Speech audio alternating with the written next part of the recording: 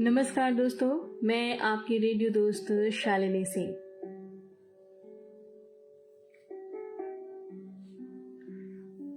दोस्तों, कहानियाँ हमारी ज़िंदगी का अहम हिस्सा रही हैं, बचपन से लेकर आखिरी सांस तक। बचपन में ये कहानियाँ हमें नैतिक शिक्षा का पाठ पढ़ाती रही हैं। बड़े होने पर ये कहानियाँ हमें मोटिवेट करती हैं और जीवन में जब हम अनुभवी पलों के साथ आगे बढ़ते हैं तो ये कहानियाँ दर कहानियाँ नए आयाम गढ़ती जाती हैं और लोगों को अपने अनुभव बताती जाती हैं। आप लोगों के द्वारा ही लिखी हुई तमाम वायरल कहानियाँ भ्रमण करते करते जाने कितने हाथों में पहुँचती हैं, जाने कितनी आँखों से ओझल हो जाती हैं या उनके सामने से होके गुजर जाती हैं, मगर ध्यान नहीं जाता। उन्हीं में से कुछ खूबसूरत कहानियाँ जो जिंदगी बदल सकती हैं, उन्हें आपके बीच लाने का प्रयास कर रही हूँ। और आज इस सफ़र में पहली कहानी जो मुझे अच्छी लगती है और मैं अक्सर उस कहानी से सीख लेती भी हूँ और लोगों को सुनाती भी हूँ, तो उस कहानी को मैं आज अपने पेज से प्रस्तुत कर रही हूँ। उम्मीद है कि आप लोग पसंद करेंगे और कहानियों को जो सुनने का एहसास है उससे भी भरकर रोमांचित होंगे।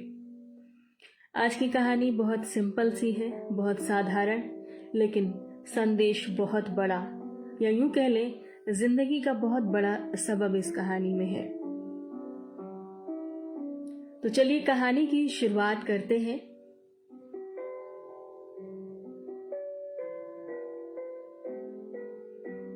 एक था भिखारी। जी हाँ, वही भिखारी जो अक्सर आप मांगते देखते हैं हर तरफ, कभी मंदिर में, बस स्टेशन पे, रेलवे स्टेशन पे या बाजार में। रेल सफर में भीख मांगने के दौरान एक सूट बूट पहने सेठ जी उसे दिखे।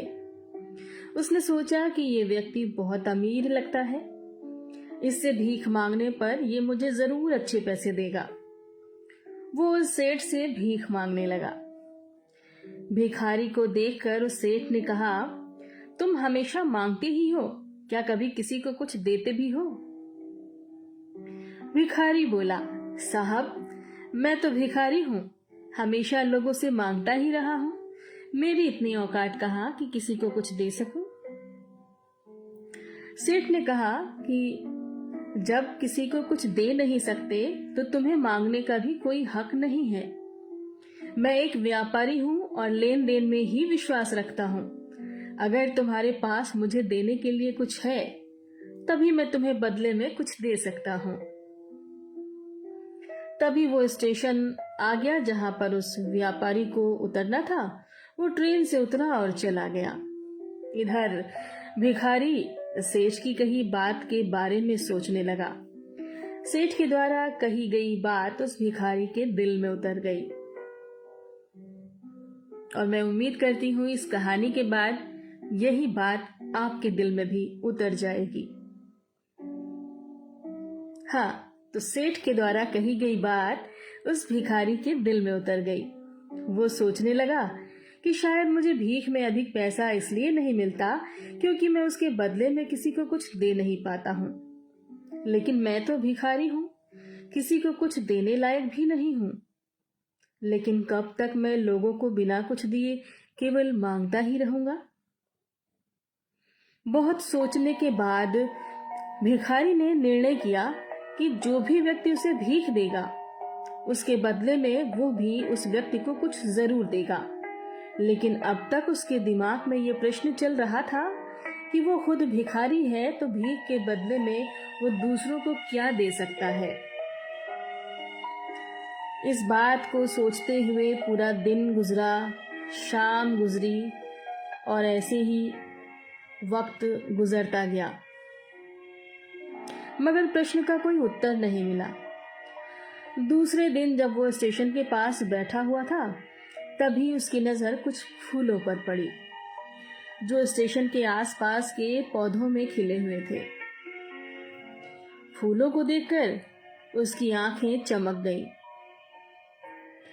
उसने सोचा, क्यों न मैं लोगों को भीख के बदले कुछ फूल दे दिया करूं।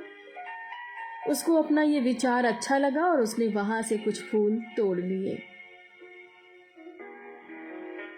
और फूलों को तोड़ने के बाद वो हर दिन की तरह ट्रेन में भीख मांगने पहुंचा।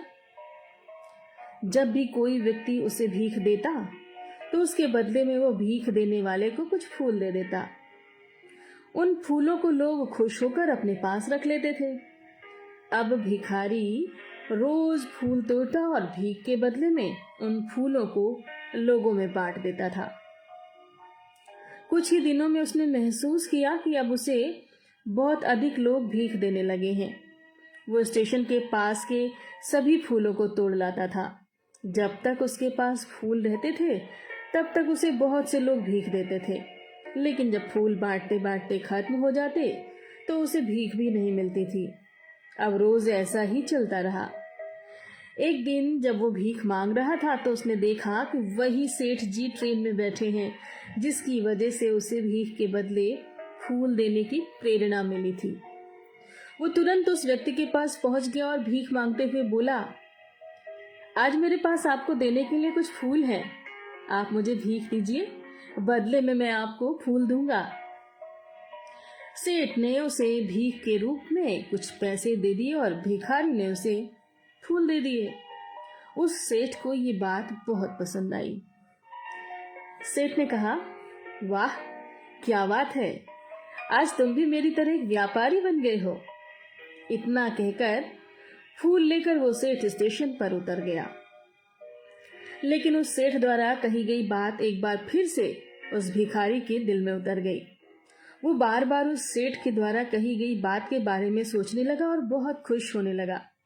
उसकी आंखें अब चमकने लगी। उसे लगने लगा कि अब उसके हाथ सफलता की वो चाबी लग गई है जिसके द्वारा वो अपने जीवन को बदल सकता है। वो तुरंत ट्रेन से नीचे उतरा और उत्साहित होकर बहुत तेज आवाज में ऊपर आसमान की ओर देखता हुआ बोला, मैं भिखारी नहीं हूं, मैं तो एक व्यापारी हूं। मैं भी उस सेठ के जैसा बन सकता हूं, मैं भी अमीर बन सकता हूं। लोग उसे देखने लगे तो सोचा कि शायद ये भिखारी पागल हो गया है। अगले दिन वो भिखारी उस स्टेशन पर फिर कभी नहीं दिखा। 1 वर्ष बाद इसी स्टेशन पर 2 व्यक्ति सूट बूट पहने हुए यात्रा कर रहे थे। दोनों ने एक दूसरे को देखा तो उनमें से एक ने दूसरे को हाथ जोड़कर प्रणाम किया और कहा, क्या आपने मुझे पहचाना? सेठ ने कहा, नहीं तो, शायद हम लोग पहली बार मिल रहे हैं। भिखारी जो अब सेठ के रूप में था उसने कहा, सेठ जी आप याद कीजिए, हम पहली बार नहीं बल्कि तीसरी बार मिल रहे हैं। सेठ ने कहा, मुझे याद नहीं आ रहा, वैसे हम पहले 2 बार कब मिले थे? अब पहला व्यक्ति मुस्कुराया और बोला, हम पहले भी 2 बार इसी ट्रेन में मिले थे। मैं वही भिखारी हूं जिसको आपने पहली मुलाकात में बताया कि मुझे जीवन में क्या करना चाहिए और दूसरी मुलाकात में बताया कि मैं वास्तव में कौन हूं। नतीजा ये निकला कि आज मैं फूलों का एक बहुत बड़ा व्यापारी हूं और इसी व्यापार के काम से दूसरे शहर जा रहा हूं। आपने मुझे पहली मुलाकात में प्रकृति का नियम बताया था, जिसके अनुसार हमें तभी कुछ मिलता है जब हम कुछ देते हैं। लेन देन का ये नियम वास्तव में काम करता है। मैंने ये बहुत अच्छी तरह महसूस किया है, लेकिन मैं खुद को हमेशा भिखारी ही समझता रहा। इससे ऊपर उठकर मैंने कभी सोचा ही नहीं था। और जब आपसे मेरी दूसरी मुलाकात हुई तब आपने मुझे बताया कि मैं एक व्यापारी बन चुका हूँ। अब मैं समझ चुका था कि मैं वास्तव में एक भिखारी नहीं बल्कि एक व्यापारी बन चुका हूँ। दोस्तों, ये कहानी हमें सीख देती है। हम जिस प्रकृति में हैं वहां से हम बहुत कुछ लेते हैं अपने जीवन के लिए, लेकिन भूल जाते हैं कि हमें उसे लौटाना भी है उसके बदले में कुछ। और यही नियम जिंदगी में हर पल, हर कदम भी लागू होता है। जब हम किसी से कुछ लेने के बदले कुछ लौटाते हैं तो हम कभी बोझिल नहीं कहलाते किसी पर, और हम अपने आप को भी पहचान पाते हैं और दूसरों की नज़र में सम्मान भी पा पाते हैं। हम आगे बढ़ भी पाते हैं और लोगों को बढ़ा भी पाते हैं। इस कहानी में पूर्णतया ये जो संदेश है कि कुछ लेने से पहले देने के लिए भी आपके पास होना चाहिए। अभी आपकी बुद्धि पर है कि आप क्या दे पाएंगे उसके बदले में। आप में कौन सी क्षमता है जो आप किसी से कुछ लेने के एवज में उसे दे सकते हैं। यह आपको आकलन करना है, और जिस दिन आप ये आकलन कर पाएंगे, आपकी सफलता को, आपके सफल जीवन को, आपके खुशहाल जीवन को कोई नहीं रोक सकता। उम्मीद करती हूँ कि ये कहानी आप सबको बहुत अच्छी लगी होगी, और इसका संदेश तो एकदम प्योर गोल्ड की तरह, शुद्ध खरे सोने जैसा। जिंदगी का ये सबब याद रखिए, और ऐसे ही हमारे इस पेज को फॉलो करते रहिए, अपना प्यार देते रहिए। यहाँ पर हम ऐसे ही मिलेंगे बहुत ही अच्छी खूबसूरत कहानियों से भरे संदेशों के साथ। और ये कहानियाँ याद रखिएगा, सिर्फ कहानियाँ नहीं हैं, जिंदगी में वो सबब हैं जो आपको कुछ करने की, कुछ कराने की, आगे बढ़ने की, किसी को बढ़ाने की सीख दे सकती हैं। फिर मिलेंगे, तब तक के लिए नमस्कार। आपका दिन शुभ हो।